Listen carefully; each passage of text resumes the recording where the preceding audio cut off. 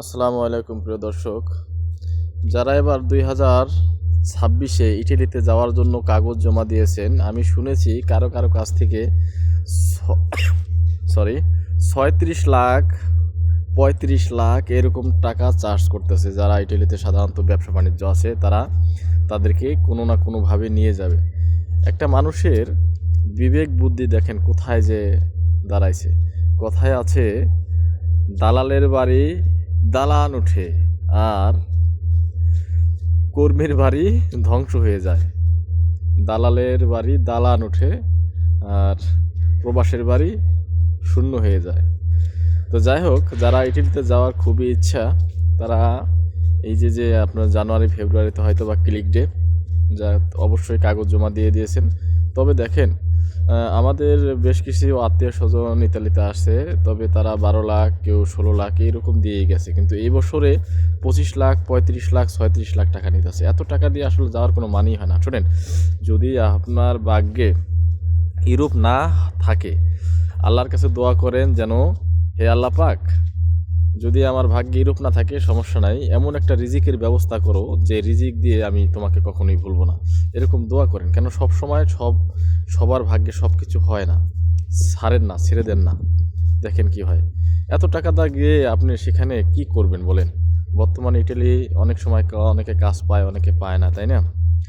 তাই এত টাকা দা যাবেন না, খুব কম টাকা দা যাওয়া যায়।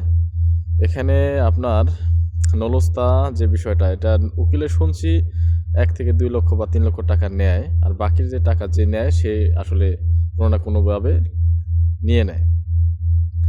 তো হয়তো আমরা ঘটনা যতটুকু জানি, তৃতীয় চতুর্থ হাত হয়। এই কারণে আত্মীয় স্বজন নিলে অনেক সময় তারা ফল্টে পড়ে এবং নিতেও তো হয়, কিন্তু এত টাকা আসলে লাগে না। হয়তোবা 2-3 হাত হইলেও হয়তোবা 5-6 লাখ টাকা লাগে, আর 5-6 লাখ টাকা কিন্তু যে নেয় হয়তোবা সে নিয়ে যায়, বুঝছেন? একবারে আপন ভাই, মারপেটের ভাই হইলেও নিয়ে যায়, বিষয়টা এরকম। সুতরাং এত টাকা দা আপনারা এটাকে না বলুন। আর যারা লিবিয়াতে যাচ্ছেন তারা তো যাচ্ছেনই।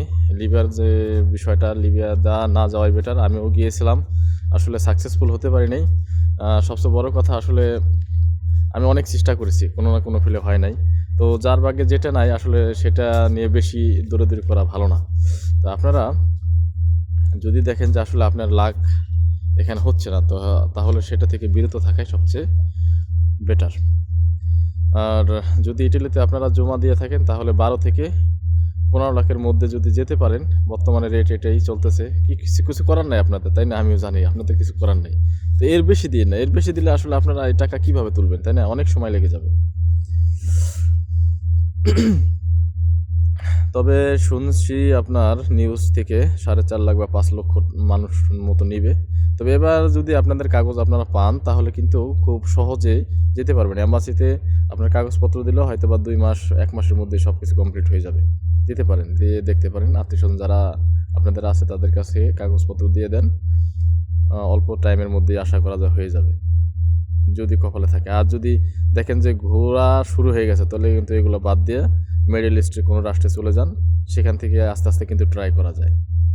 মিডল ইস্টের কোনো রাষ্ট্রে গেলে কিন্তু ইউরোপে যাওয়া যায়, ট্রাই করলে হয়। কিন্তু আপনারা নিরাশ হবেন না, ধৈর্য ধরেন, কোনো না কোনো দিন একদিন স্বপ্ন সবারই পূরণ হবে। টুগেদার বিল্ড আওয়ার ড্রিম, আমরা সবাই মিলে আমাদের সবার স্বপ্নকে পূরণ করবো। একটা কথা আছে এরকম, লেগে থাকেন, ইনশাল্লাহ একটা কিছু হবে, হাল ছাড়বেন না। তবে এই যে টাকাটা আপনি ধরেন 25 লাখ 30 লাখ টাকা দিয়ে যাবেন, দালালের কাছে টাকা দেবেন, টাকা নিয়ে ঘোরাঘুরি করবে, আজ দেবে কাল দেবে পরশু দেবে না, ওইগুলো না করে আপনি কুয়েত, ওমান, কাতার এই সমস্ত কোনো একটা রাষ্ট্রে চলে আসেন বা আপনজনের কাছে, সেখানে এসে সেখান থেকে ট্রাই করেন।